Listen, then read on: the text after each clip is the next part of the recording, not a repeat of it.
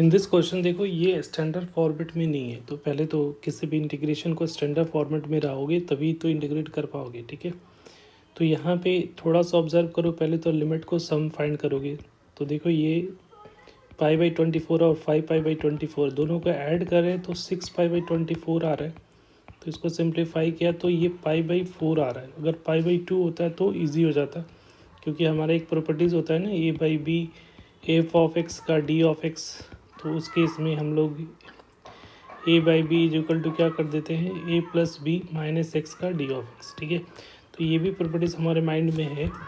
अब यहाँ पे देखो π/2 लाने की कोशिश करें तो यहाँ पे क्या करें कि x को रिप्लेस कर दो किससे, x/2 से। तो dx जो हो जाएगा वो क्या हो जाएगा, dx/2 से रिप्लेस हो जाएगा। और जो लिमिट है यहाँ π/2 होता हाफ करोगे तो ये लिमिट जो लोअर लिमिट होगा वो क्या हो जाएगा, π/12 हो जाएगा। और अपर लिमिट क्या हो जाएगा, 5π/12 हो जाएगा। अब दोनों को ऐड करोगे, ठीक है। तो अब ये कितना हो जाएगा, π/2 हो जाएगा, क्योंकि अब ऐड करके देखो तो ये हमारा 12 आ जाएगा। π/12 प्लस 5π/12 करा तो ये आ जाएगा 6π/12 डेट इज इक्वल टू π/2।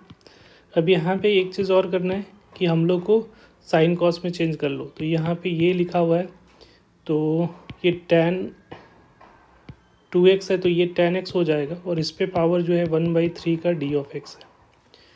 तो अब यहाँ पे हम लोग क्या करें, और ये 1/2 आ जाएगा क्योंकि dx किसको रिप्लेस करें 1/2 से। तो यहाँ 1/2 π/12 से लेकर 5π/12 तक। और यहाँ पे अगर इसको करोगे तो नीचे में क्या आ जाएगा, tan का साइन और कॉस हो जाएगा। तो यहाँ पे ऊपर में क्या जाएगा, cos x पे पावर 1/3 हो जाएगा।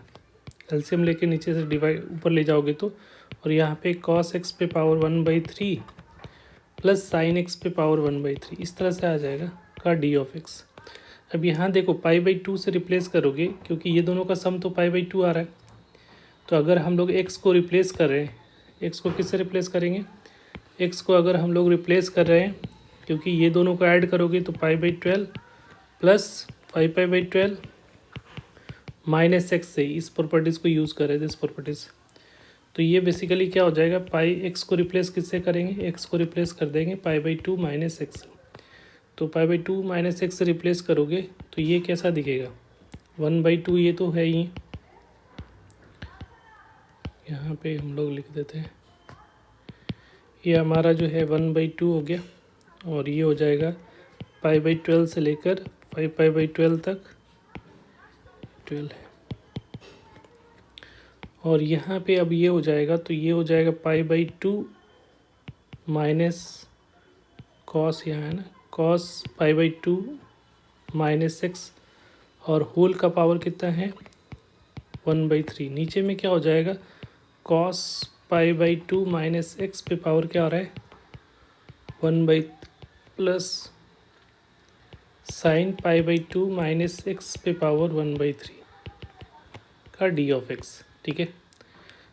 अब इसको साइन को अब ये सिंप्लीफाई किया तो ये क्या आ रहा है 1/2।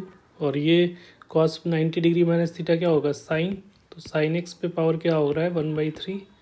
और नीचे में क्या हो जाएगा साइन एक्स पे पावर 1/3 प्लस कॉस एक्स पे पावर 1/3। देखो नीचे में देखो, अब चेंज होने पे साइन और कॉस इस तरह से ऐड में रहता है तो कोई चेंजेस नहीं आ रहा है, तो इसलिए हम लोग ये प्रॉपर्टीज़ यूज़ कर रहे हैं। अब यहाँ पे दोनों को ऐड कर दिया, ठीक है। इसको इक्वेशन 1 बना लो और इसको इक्वेशन 2 बना लो। तो दोनों को ऐड करोगे तो इक्वेशन 1 प्लस इक्वेशन 2 करा तो 2i इक्वल टू क्या हो जाएगा 1/2। दोनों का डिनोमिनेटर सेम है तो नीचे में क्या रहेगा cos x पे पावर 1/3 प्लस, इसको इक्वेशन 1 बनाते हैं, इसको इक्वेशन 1 बनाओ और इसको 2। नीचे में डिनोमिनेटर सेम है और ये साइन एक्स पे पावर 1/3। ऊपर में क्या डिनोमिनेटर सेम है तो ऊपर में cos x पे पावर 1/3 और यहाँ पे क्या है साइन x पे पावर 1/3, तो साइन x पे पावर 1/3। अब डिनोमिनेटर सेम है तो कैंसिल आउट हो जाएगा। और ये π/12 से लेकर 5π/12 तक, ठीक है। तो ये इसका इंटीग्रेशन करोगे तो 1/2 और ये आ जाएगा π/12 से लेकर 5π/12 और यहाँ पे d(x). तो basically 2i is equal to क्या होगा 1/2 लिमिट, इसका इंटीग्रेशन तो x होगा, तो x का लोअर लिमिट क्या लगा हो रही हो π/12 से लेकर 5π/12 तक। तो यहाँ 1/2 और ये हो जाएगा 5π/12 माइनस π/12।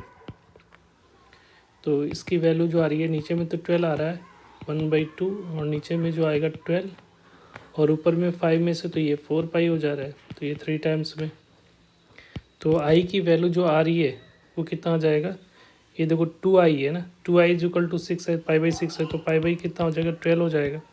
अब ये कह रहा है कि जो आंसर आ रहा है वो कितना है π/k है। तो अगर इसको कंपेयर करा किससे π/k से, तो यहाँ से k की वैल्यू क्या आ रही है 12। तो इसका जो करेक्ट आंसर होगा डेट इज़ k की वैल्यू पूछा जा रहा है, तो वो क्या होगा 12। तो 12 is the correct answer. Thank you.